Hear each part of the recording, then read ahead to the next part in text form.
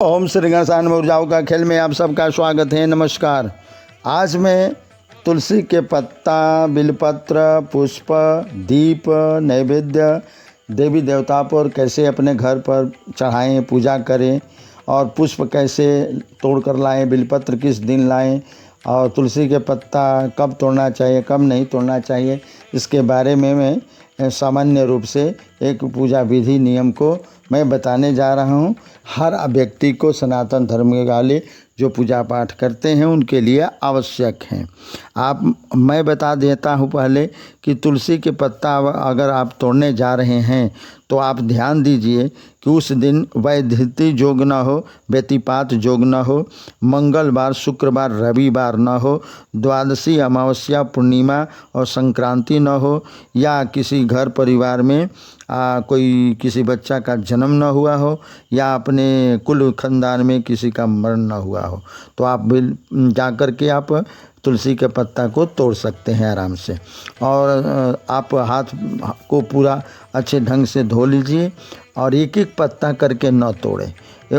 उसके अग्रभाग पर मंजरी के साथ पत्ते लगा हुआ आप उसको तोड़ें और तोड़कर अपने घर लाएं और उस दिन तक के लिए रखें जिस दिन अगले दिन मंगल हो, रविवार हो या शुक्रवार हो। तो इस पर ध्यान रखें और आप भोग लगाएं, पूजा करें, चढ़ाएं। तुलसी का भोग लगाने के लिए कृष्ण भगवान, श्री राम जी, हनुमान जी, विष्णु भगवान के जितने अवतार हैं उसमें तुलसी आवश्यक होता है भोग लगाने के लिए, चढ़ाने के लिए। मंजरी तो हर देवताओं पर चढ़ सकता है। गणपति पर मंजरी चढ़ेगा लेकिन पत्ता नहीं चढ़ता है। दुर्गा जी पर नहीं चढ़ता है। बिलपत्र जो है वो सूर्य पर नहीं चढ़ता है। अन्य देवताओं पर दुर्गा चढ़ता है। अब मैं बता देता हूँ कि बिलपत्र कब तोड़ना चाहिए इसके बारे में। चतुर्थी, अष्टमी, नवमी और चतुर्दशी, अमावस्या, संक्रांति और सोमवार के दिन बिलपत्र को नहीं तोड़ना चाहिए। अगर आपको पूजा इन दिनों में करना हो तो पहले से तोड़े हुए रखा हुआ बिलपत्र को आप चढ़ाएं। सूखा भी चढ़ सकता है, बासी भी चढ़ सकता है, शास्त्र में निषेध नहीं है। अब फूल आप तोड़ने जाएं तो फूल तोड़ कर लाएं तो आप अनामिका जो कानी के पास में अंगुली है और बीच वाली अंगुली जो मध्यमा कहलाती है और अंगूठा जो है अंगुष्ठ, इन तीनों के मेल से आप पुष्प को तोड़ें, दाहिने हाथ से तोड़ें और नए वस्त्र या बर्तन में आप फूल को तोड़ कर लाएं। लेकिन तोड़ते समय ओम वरुणाय नमः, ओम व्योमाय नमः, ओम पृथिव्यै नमः, फिर से आप सुन लें, ओम वरुणाय नमः, ओम व्योमाय नमः, ओम पृथिव्यै नमः। इस तरह से मंत्र आप पढ़ते आप तोड़ करके आप फूल को लाएं। नीचे गिरे हुए फूल को न उठाएं।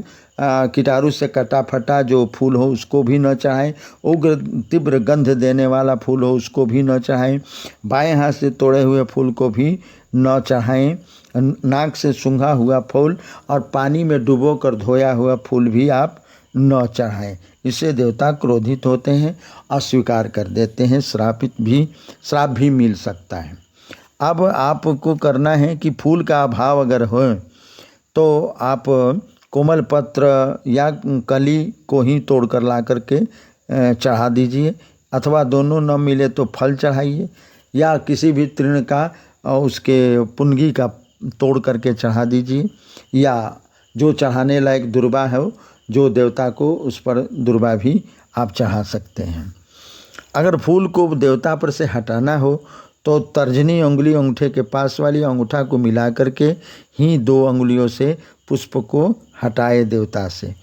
अगर आपको घी का दीपक जलानी हो तो बाएं तरफ अपने रख करके और रुई के बत्ती लगा करके दीपक को जलाएं।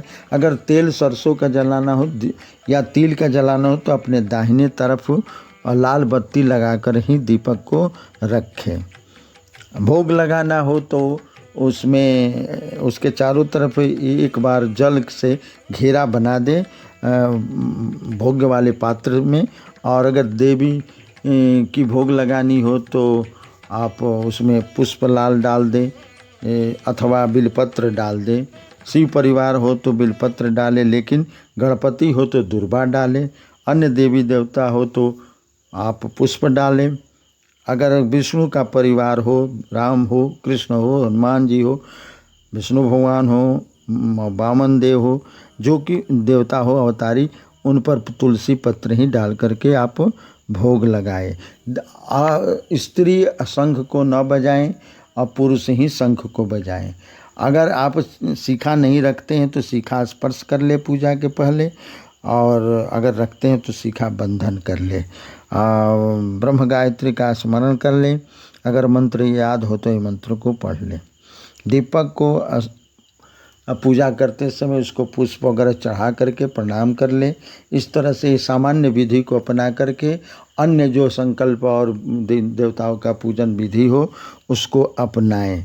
अगर आप सुबह में पूजा पाठ करते हैं तो पूरब दिशा की तरफ मुँह करके करें, शाम को करते हैं तो पश्चिम दिशा की तरफ मुँह कर ले, और रात को करते हैं उत्तर दिशा की तरफ मुँह करके ही पूजा पाठ करनी चाहिए। दीपक अगर जल रहा है तो जलने दे, अपने आप तेल खत्म होकर बुझेगा, आप स्वयं उसे ना बुझाए कभी भी।